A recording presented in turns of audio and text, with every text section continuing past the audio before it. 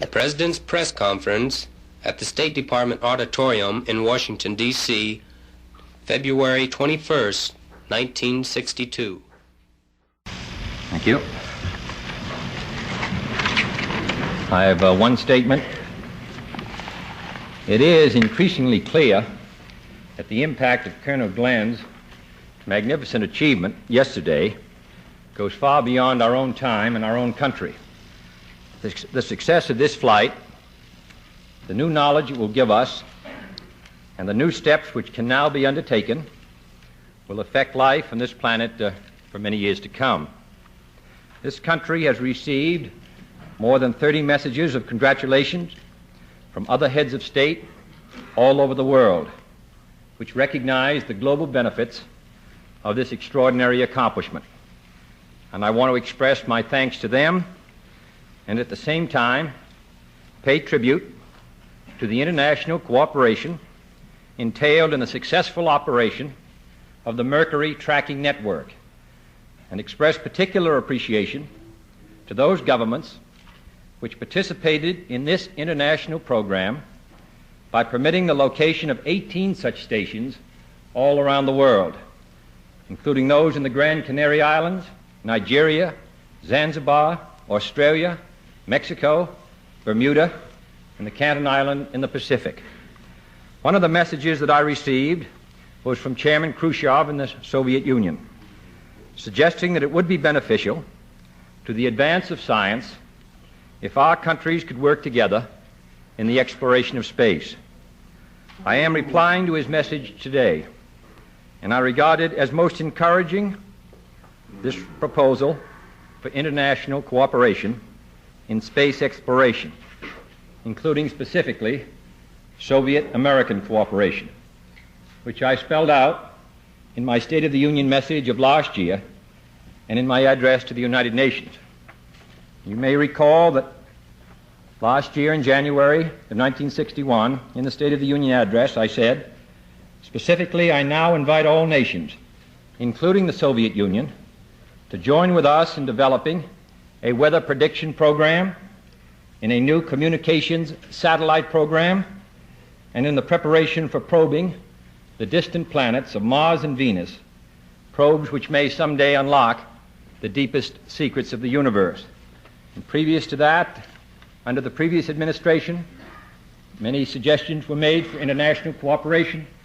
And on one occasion, the Vice President, who was then Senator Johnson, acting on behalf of the President Eisenhower, presented a proposal to the United Nations for the peaceful uses of outer space. We believe that when men reach beyond this planet, they should leave their national differences behind them. All men will benefit if we can invoke the wonders of science instead of its terrors. We look forward to visiting with Colonel Glenn on Friday and welcoming him to Washington next Monday. It has been said that peace has her victories as well as war, and I think all of us can take pride and satisfaction in this victory of technology and the human spirit. Tell us the nature of your actual response to Mr. Khrushchev on this proposal. Well, we will indicate in the response our desire that space be explored peacefully, and that we will be glad in the United Nations and in any other forum to discuss how this can best be done so that this new ocean, which I referred to yesterday, may be a peaceful one. I think it's particularly important now, before space becomes devoted to the uses of war. So we will be prepared to discuss this matter, as I say, at the United Nations, or bilaterally, or in any other way in which this common cause can be advanced. Mr. President, on the same subject, do you think it would be wise, or can you conceive of a situation where we would have Russian observers at a space shot by this country without United States observers being allowed to view up close a Russian shot? Well, as you know, today we permit observers from all countries, members of the press from all countries, to come and watch our shots. And this has been a very open procedure, and one of the reasons why I think we all take satisfaction is because we took our chances out in the open. and our delays, which were well publicized and which may have caused some satisfaction to those who were not our well-wishers. Seems to me we have a double pleasure when it goes well. I do feel that, of course, if there's any cooperation, it must be, in the sense we're now discussing, it must be wholly bilateral. And I think that that, of course, would be one of the matters which we would discuss. Pursuing this subject even further, do you have any indication beyond the rather nebulous but hopeful remarks of Mr. Khrushchev in his congratulatory message that they are really willing to get down to cases in cooperation in these areas? One recalls that they did actually do something in this respect in the International Geophysical Year, and I just wondered if between the time of your State of the Union message and now, any other tangible developments have come up beyond his, or in addition to his statement yesterday. No, we have seen no evidence that we would be able to confidently expect in the last 12 months that this kind of cooperation would take place, but we, I might say now, have more chips on the table than we did some time ago, so perhaps the prospects are improving. Right. Can you say whether up to this date the international scientific community or American scientists have received any data from the Soviet space flights of Titov and Gagarin? I mean, other than those that we might have picked up ourselves? Yes, I mean through the international scientific community or any published works of the Soviets. Well, except for those that may have been published, I'm not sure that we have, but before I give you a final answer, perhaps I can ask Mr. Salinger, Mr. Hatcher, to see if before the end of the press conference we could find out if there's been any more detailed information made available to us or to anyone else. So I'll come back to that.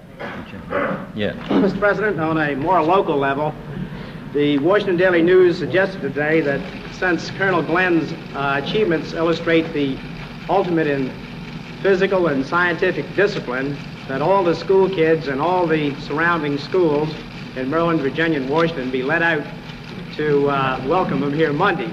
Would you go along with that suggestion? Well, we always follow the Washington Daily News, and I believe that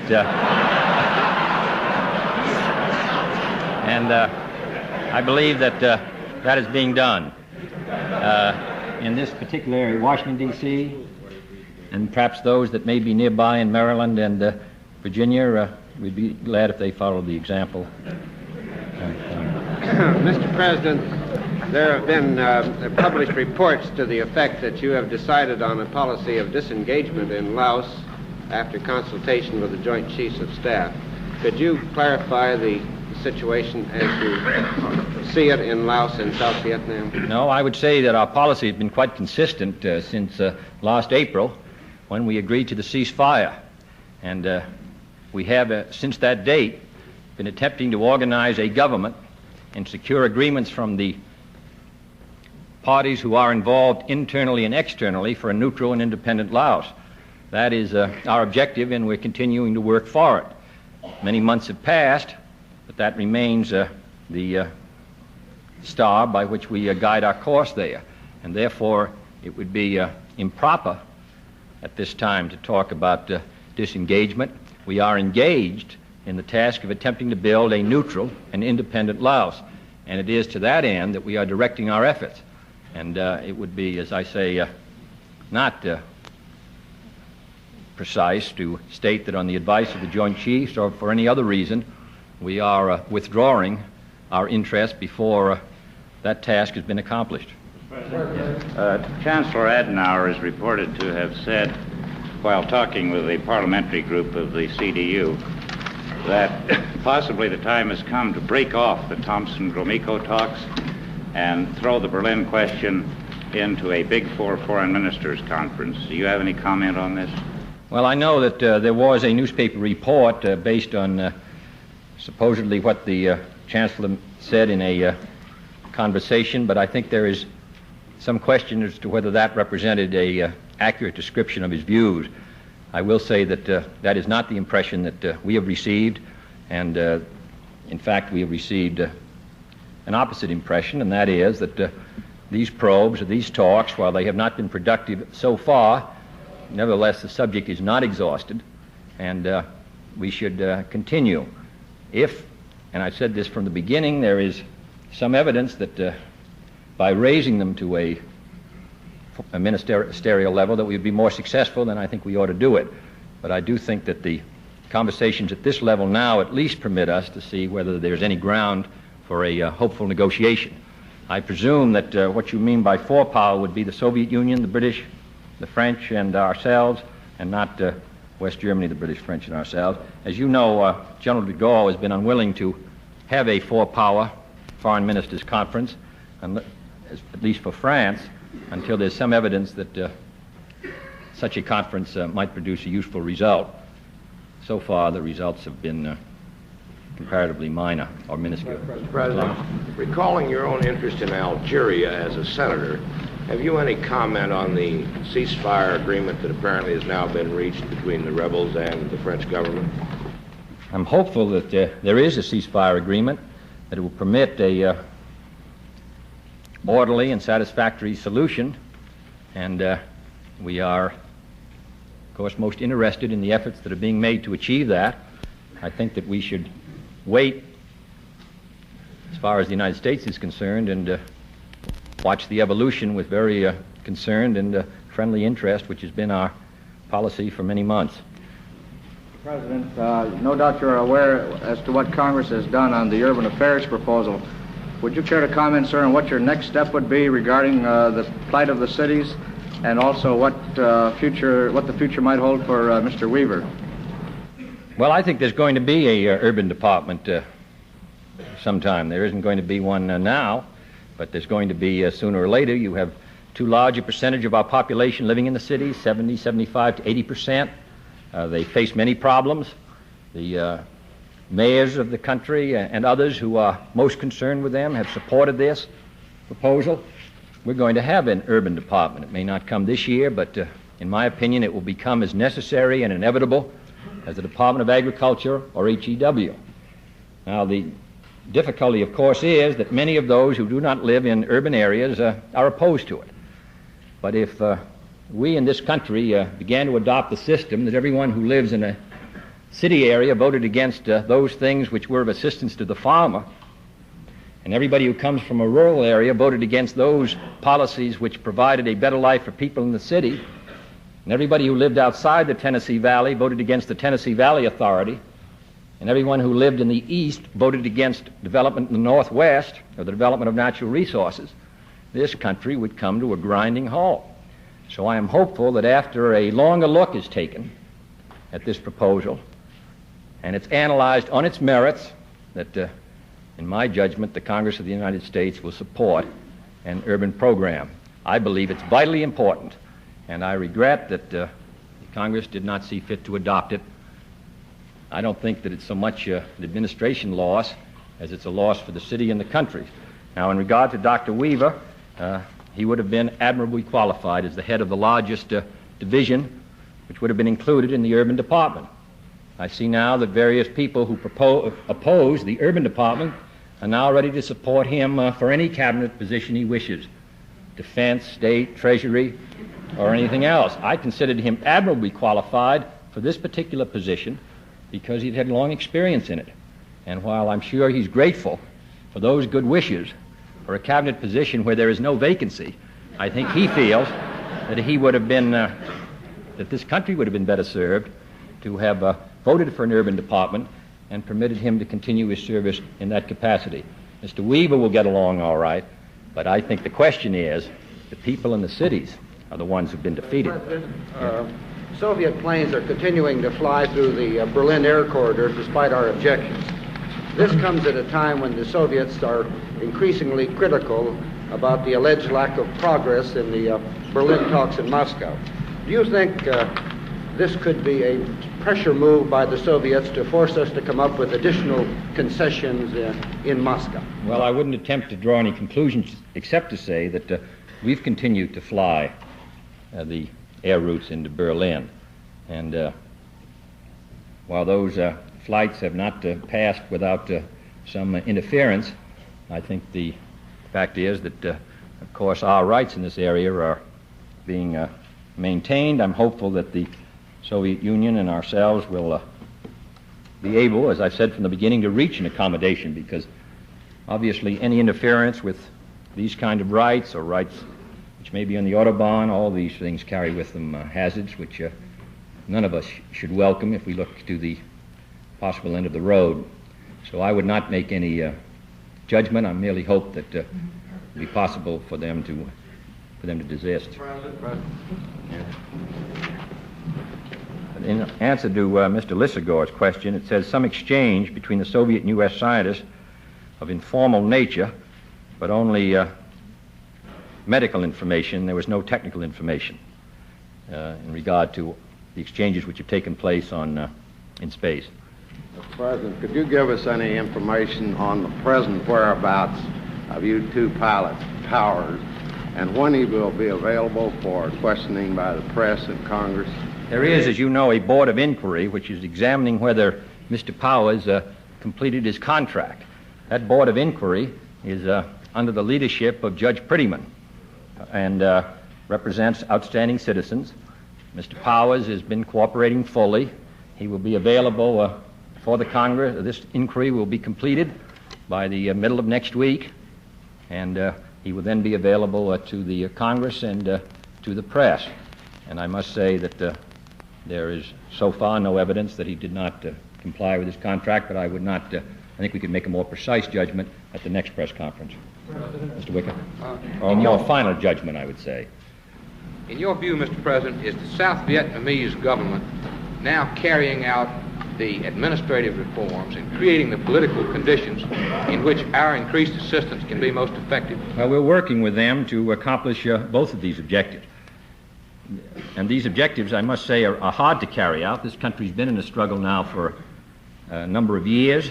It had not many skilled administrators when it got its independence in '54, and it had been at war for, really in a sense, the Japanese occupation and the war with the French for almost 15 years before that, so that it's a very difficult assignment. It is a fact, however, that the gross national product, agricultural production, health, education, all these things materially increased in the last 6 years. But I think it's a matter for which the Vietnamese government must be concerned about, and that we are prepared to offer every assistance we can in making that government a more effective instrument for the people. Concern has been voiced by church leaders that wives and children of servicemen cannot accompany them to Europe and live with them. They're worried about moral implications, breakup of homes. Since the logistic requirements are no longer so urgent, it seems, is there a chance that this order may be changed soon? Well, as you know, most of the servicemen in Europe who are married have their families with them. There may be some who may be there for a more limited time who do not. In addition, of course, we're concerned about the gold flow, which comes because of our troop commitments to Europe. I've said before that we spend $3 billion a year in maintaining our military forces around the world and our bases. So if we are able to cut that somewhat, we shall do so. But to be more specific, most of the servicemen now in Europe have their families with them. There are some who do not, and the purpose of it, of course, is to limit this drain. May I ask, was there not a memorandum on September 6th by the Defense Secretary forbidding travel, though, for wives and children? We have attempted in recent weeks and months to limit the number of families going overseas, and the only reason for it has been that we are losing dollars and gold, and we have to attempt to bring it into balance, and this has been one of the ways which we've considered. We have left the families over there who are already there, but we're attempting to limit those that may go. This presents a hazard and a difficulty, but we're also very concerned about attempting to bring this flow into balance, and one of the ways is to try to cut that $3 billion to $2 billion or $1.9 billion. And one of the ways in which we can do this is to attempt to limit family travel, even though, quite rightly, it does present burdens to those involved. Mr. President, I hope this isn't repetitious, but the United States Air Force has a great reputation in West Europe for clearing the sky of interference. And it has been reported out of Germany that you're weighing a decision about giving fighter escorts to the transports in and out of Berlin. Would you want to comment on that? No, every plane that is set out has completed its mission. Every plane that set out to fly from West Germany to West Berlin has arrived. Mr. President, in considering the conditions under which the United States might refrain from a resumption of nuclear testing, I wonder if you would comment on the following suggestion contained in a recent letter to the editor of the New York Times. Let both sides be allowed to maintain preparations at the ready for immediate tests should the other side be detected setting off a surprise explosion. Well, in the first place, that's part of the problem, but not all the problem. Part of the problem is the fact that the Soviet Union already has set off its tests, and while the moratorium was in effect, and therefore we have to consider the effects upon our security of those tests, so that this suggestion does not meet the whole problem. Secondly, it's more difficult for us to maintain ourselves at the ready, to be prepared for tests. Some months have gone by since the Soviet tests. We have been making our preparations, as I have said. It takes many months. And we are concerned that if we had another moratorium, that the Soviet Union would set a target date, be prepared. And once again, it would take us a period of time, perhaps not quite as long as this time, to carry out our own tests. I would say the greater concern is the effect of the Soviet tests and the extrapolations which can be gained from them in making the judgment as to whether we should carry out our tests. But I did read the letter in the Times, and at least it is a suggestion which I considered and which others considered. The Attorney General, your brother, sir, has encountered evidence of a certain amount of hostility from student groups in various countries. Inasmuch as this has happened before with other American visitors in the past administration, have you given any thought to what it is about us that students in particular seem to resent?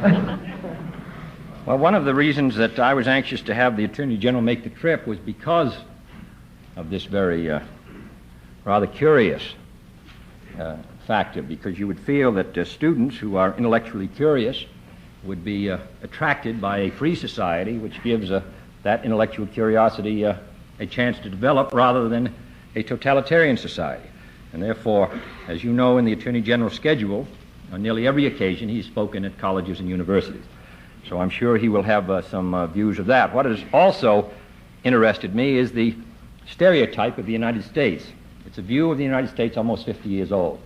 And there is no doubt that it is a Marxist-oriented, and even in those cases where they may not be communist. There are many explanations for it. In the first place, these were colonial areas. They were held under subjugation in many cases by Western powers. The road of revolt was, in many cases, because the communists were most active. They dominated the thinking.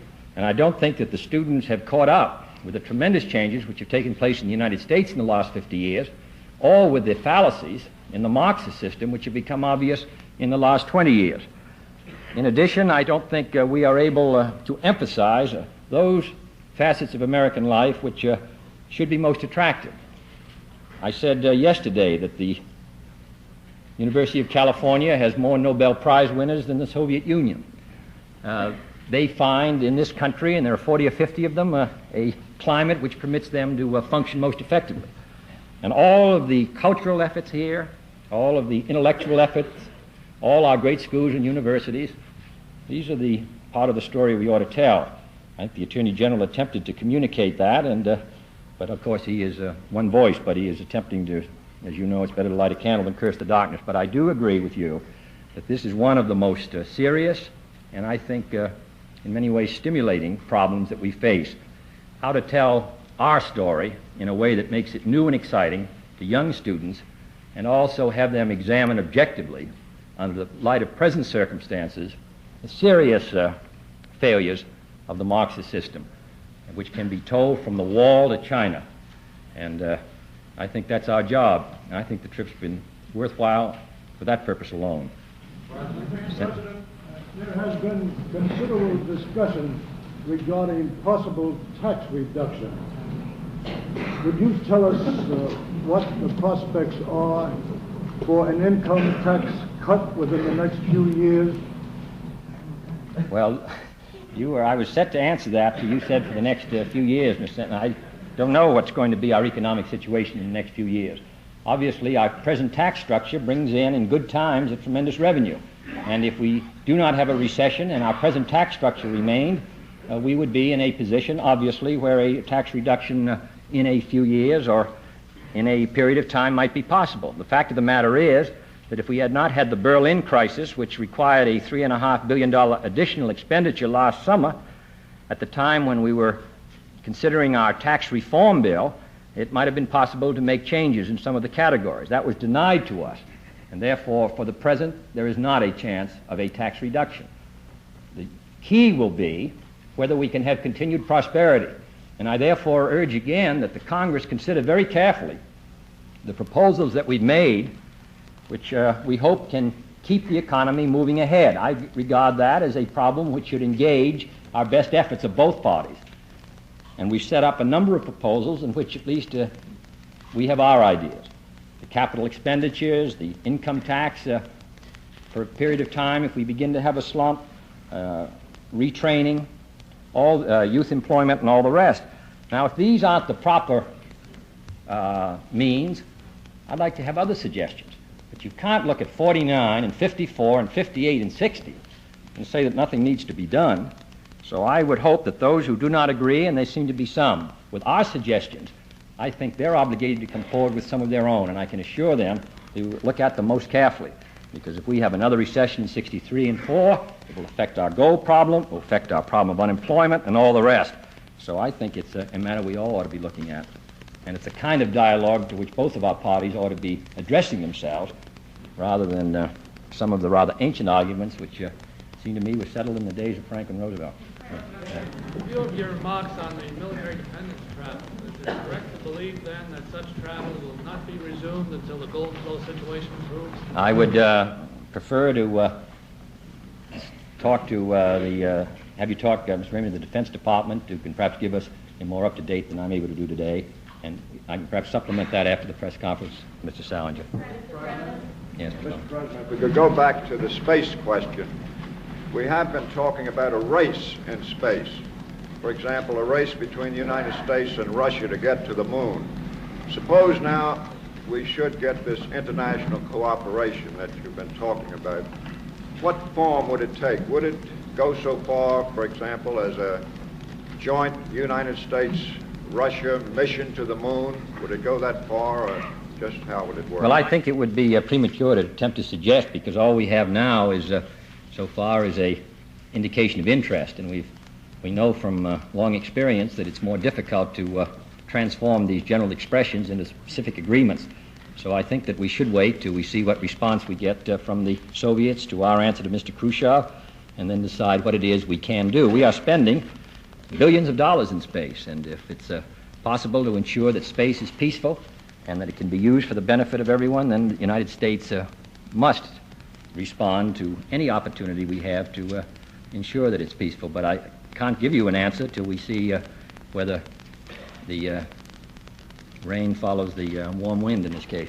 Mr. President, Secretary Goldberg is understood to be considering a plan to permit 100% set-asides for labor surplus areas in selected civilian agency procurement contracts.